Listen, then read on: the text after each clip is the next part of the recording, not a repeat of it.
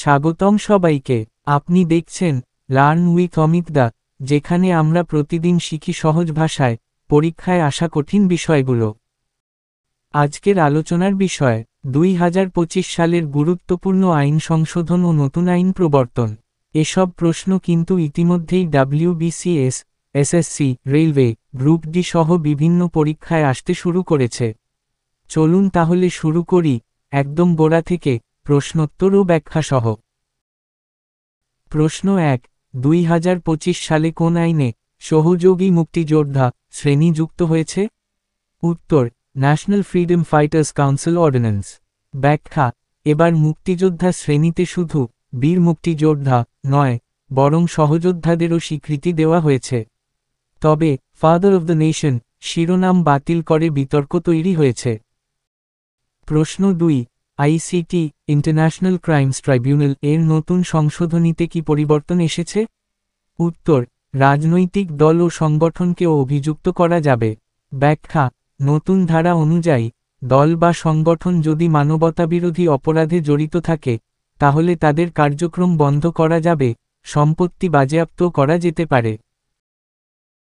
প্রশ্ন 3, anti terrorism act 2025-এ কি নতুন ক্ষমতা দেওয়া হয়েছে? উত্তর, দলকে জনহিতের জন্য সাময়িকভাবে নিষিদ্ধ ঘোষণা করা যাবে। ব্যাখ্যা, এই ধারা ব্যবহার করে রাজনৈতিক দল, সংগঠন বা মিডিয়া কার্যক্রম বন্ধ করা সম্ভব।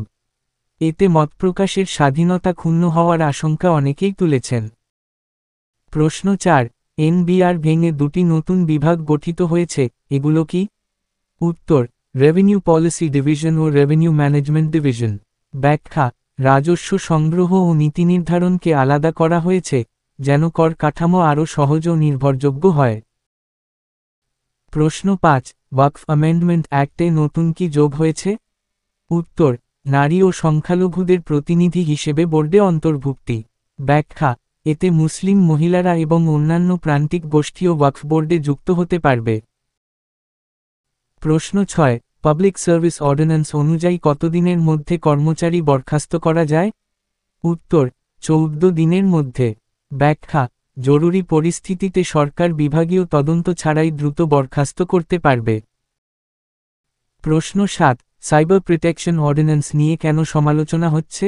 উত্তর, অস্বচ্ছ সংজ্ঞা ও নাগরিক অধিকারের লঙ্ঘনের আশঙ্কা। ব্যাখ্যা, এই আইনের অধীনে কাউকে সাইবার থ্রেট বলেই গ্রেফতার করা যেতে পারে, কিন্তু সংজ্ঞা অস্পষ্ট। প্রশ্ন 8, সংবিধান সংস্কার কমিশনের কনস্টিটিউশনাল রিফর্ম কমিশন মূল প্রস্তাব কি? উত্তর, ন্যাশনাল কনস্টিটিউশনাল কাউন্সিল গঠন। ব্যাখ্যা, রাষ্ট্রপতি, প্রধান বিচারপতি ও অন্যান্য শীর্ষ পদের জন্য আলাদা কাউন্সিল তৈরি করার প্রস্তাব এসেছে। সংক্ষিপ্ত রিভিশন, এবার এক ঝলকে দেখে নেই আজকের আলোচ্য আইনের মূল পয়েন্টগুলো।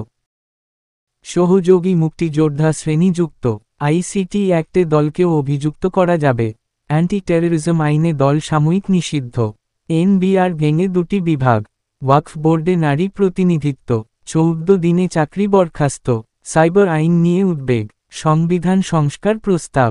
বন্ধুরা, এই ভিডিও যদি তোমার কাজে লাগে, তাহলে অবশ্যই ভিডিওটি লাইক করো, তোমার বন্ধুদের সাথে শেয়ার করো, আমাদের চ্যানেল সাবস্ক্রাইব করো আর বেল আইকনটা টিপে দিও, যেন প্রতিটি নতুন ভিডিও তোমার কাছে পৌঁছে যায় সবার আগে।